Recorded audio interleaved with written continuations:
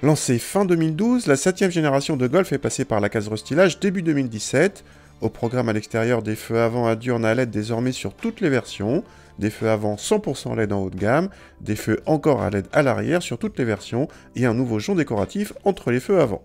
Les motorisations évoluent en essence avec l'arrivée d'un 1,5 litre TSI de 150 chevaux qui remplace le 1,4 litre TSI de même puissance.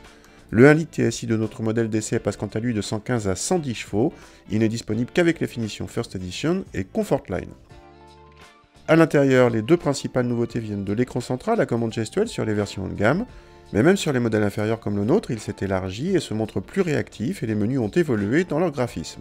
L'autre nouveauté vient de l'apparition du combiné digital façon Virtual Cockpit d'Audi, il est en option à ce niveau de finition. Pour le reste, on retrouve la qualité de présentation toujours flatteuse, rien ne change à l'arrière où on retrouve une bonne habitabilité et le coffre reste à 380 décimètres cubes inférieur à celui d'une 308. Contact et la sonorité typique des 3 cylindres est quasiment inaudible, en revanche on note quelques vibrations indésirables lors des interventions du stop and start. Ce bloc se montre à l'aise dans la Golf et permet des relances correctes, y compris sur autoroute. L'association avec la boîte DSG fonctionne bien et donne une auto très agréable en conduite coulée. La partie châssis ne démérite pas, notre voiture d'essai sans suspension pilotée et avec route 17 pouces offrait un très bon compromis, confortable en ville et suffisamment ferme sur route où cette Golf montrait un dynamisme agréable.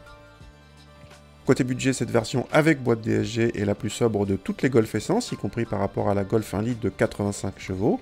Elle se retrouve parmi les plus sobres de la catégorie, mais sans se démarquer vraiment de la concurrence, elle aussi munie de blocs 3 cylindres, comme les 308, Astra, Focus et autres i30. En tarif, la Golf restylée démarre juste en dessous des 20 000 € avec le bloc 85 chevaux en finition d'entrée de gamme. Notre modèle d'essai lui dépasse déjà les 26 000 €.